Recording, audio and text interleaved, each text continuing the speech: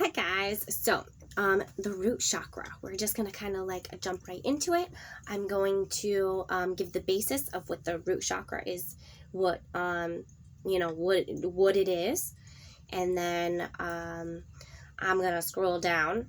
You're gonna all get this information, and we're gonna go over what it's like when it's balanced and functioning. When it's blocked, when it's overactive, when it's underactive, and what body parts that it governs. Yeah, and all the tips and tools and stuff will be, throughout the week, and probably more next Saturday, so that, you guys can have time to answer those questions. So it's going to be kind of see how it flows the first week or two to kind of see what you guys think. So the root chakra. The root chakra is our connection to Mother Earth and Gaia. So our Earth Star chakra, just below our feet. Like, do you go barefoot?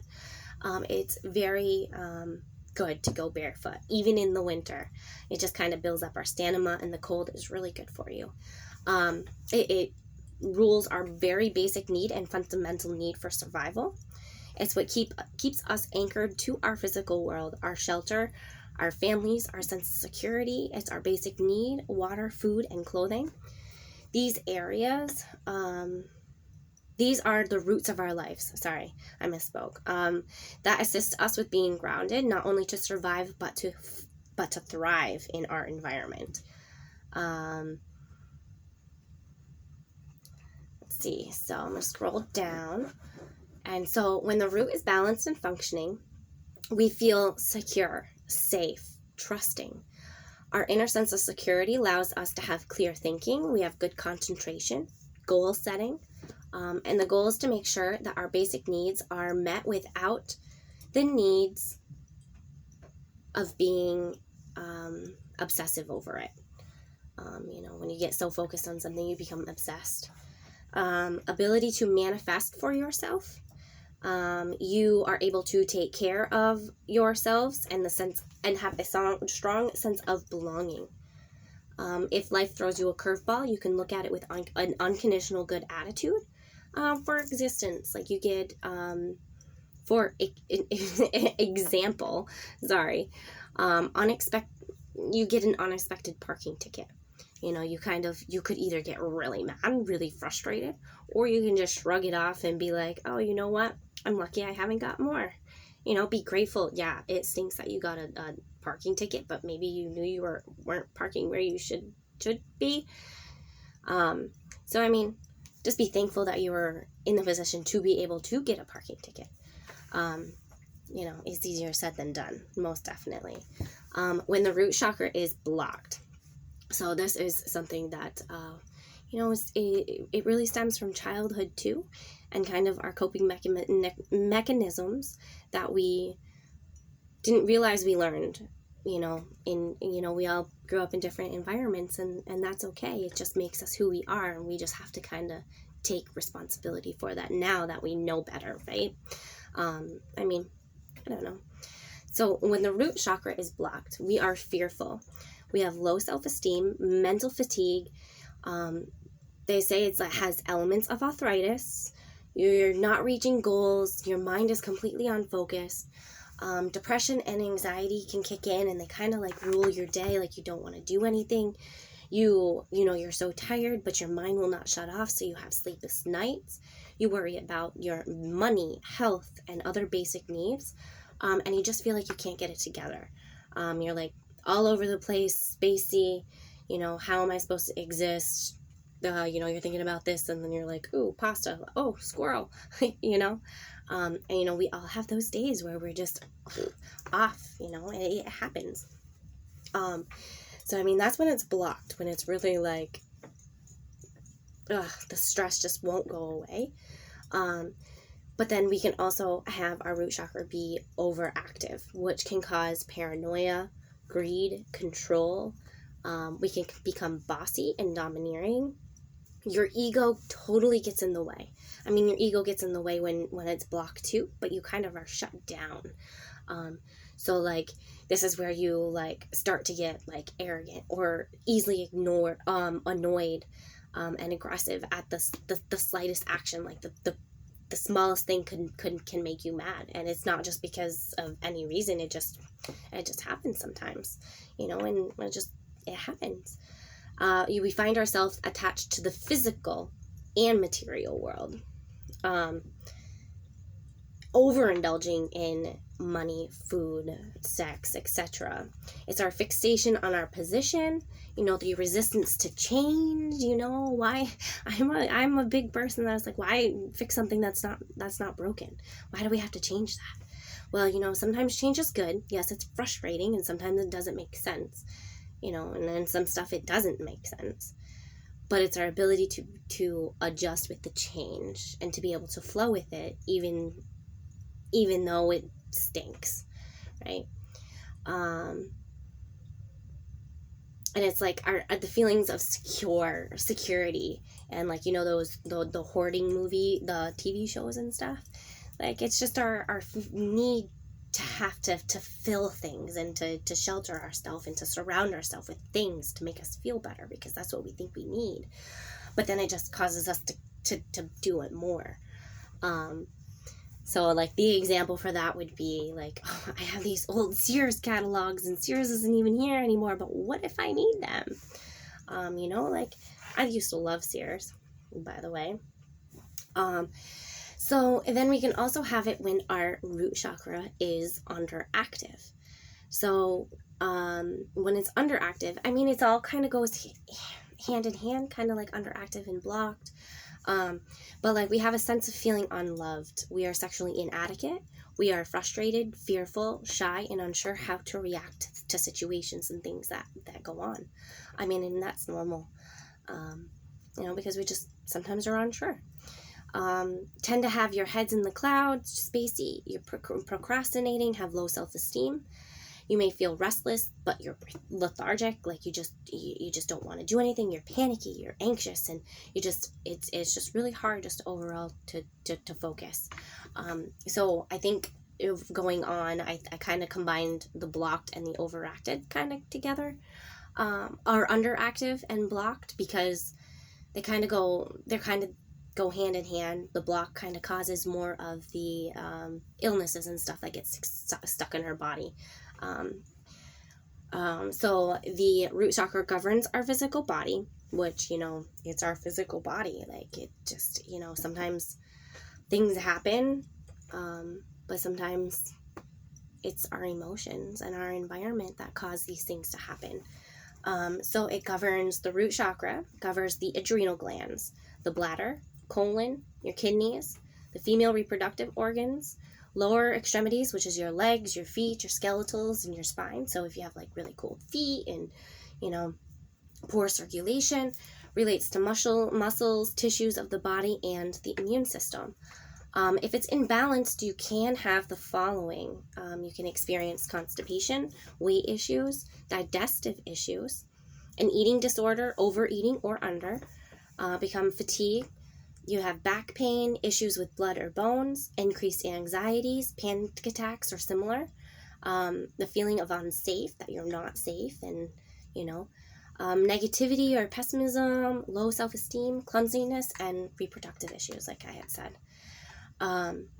So, I mean, that's just some of the few things that, I mean, I added some charts up here at the top, and I did put, like, this chart also has healing stones and some of the stuff that we're going to be doing, which will be on for next Saturday under the questions to go along with the root chakra. But I mean, it gives you kind of a little bit of an idea if you want to read them.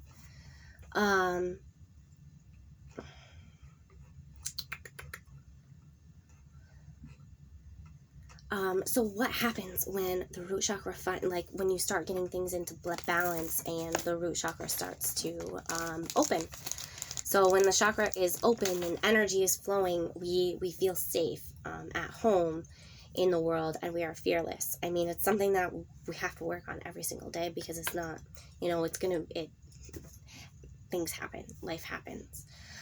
So when the root chakra opens and falls into alignment, we may feel heat in our lower back and like a tingling sensation as the energy that is blocked starts to flow again.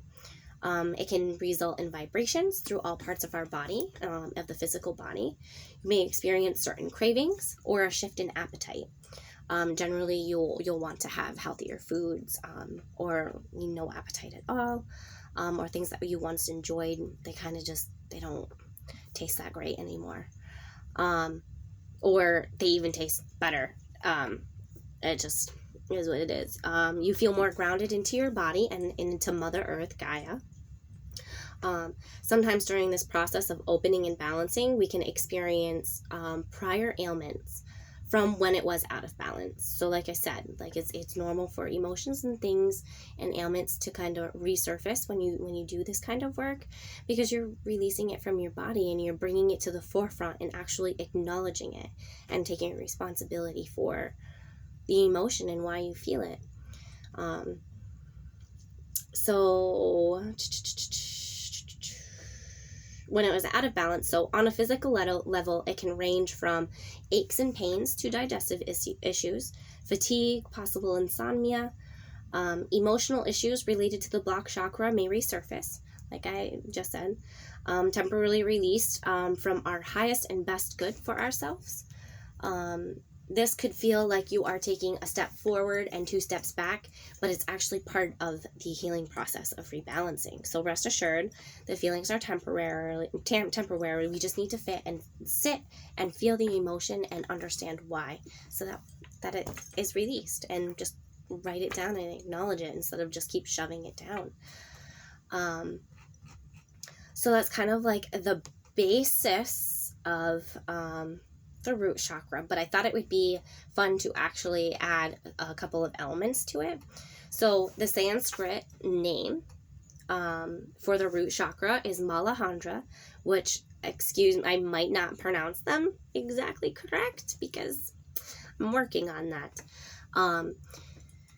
But there you have it. So Mala, part of the word, the first word means root, and Handra means existence. So it's our root existence. So it's the first of the lower chakras, the very, very bottom of our spine.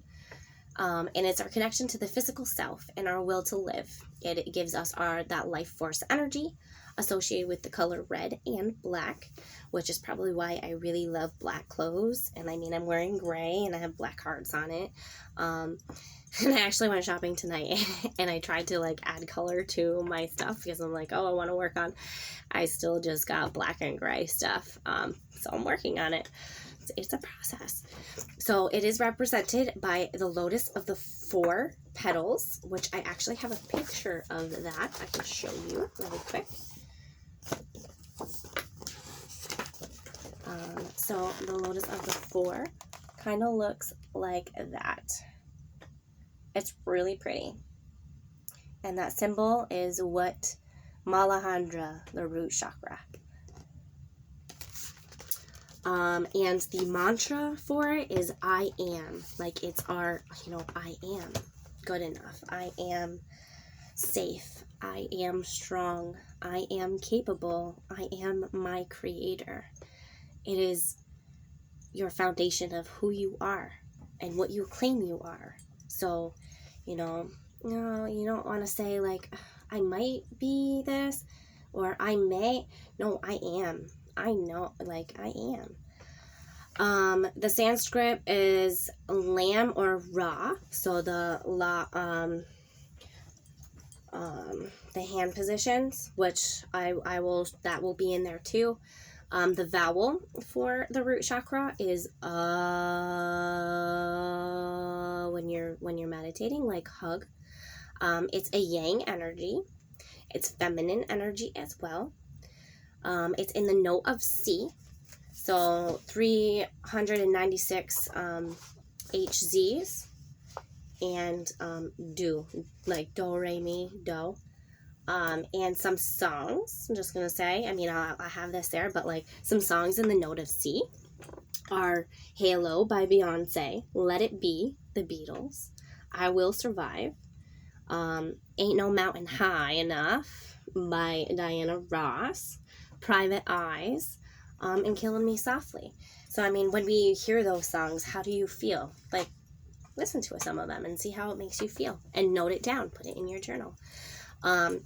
This chakra spins clockwise, and the element is earth. It is all the aspects of the will, and it relates to our sense of smell too. So I mean, if we're not grounded, or when we're sick or whatever, like sometimes we lose our sense of smell. COVID, everyone lost their sense of smell, right? But that's fear-based as well. COVID is very fear-based.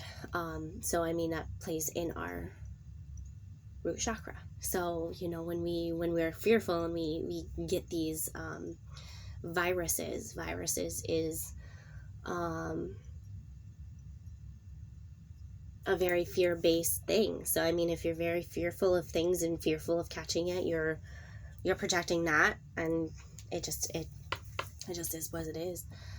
Which we kind of will go in more respect of that. So Tuesdays and Saturdays, they say, are the best days to kind of work on the root chakra. So it's good that we're doing it on the Saturday. I mean, starting it on the Saturday. And that goes as far as like meditations and sitting there and kind of like focusing on what you need to do to expand on that to help yourself not feel fearful, for you to feel safe. It's liberating guilt and fears. The aura layer is the etheric layer, just our outer body, our outer, well, it's not our outer body, but kind of.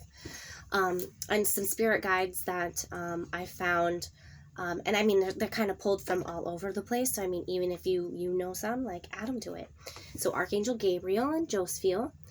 Archangel Sanflodon, which is the protector of our unborn children and carries the prayers to God and is associated with music, which, a lot of our root kind of comes from that.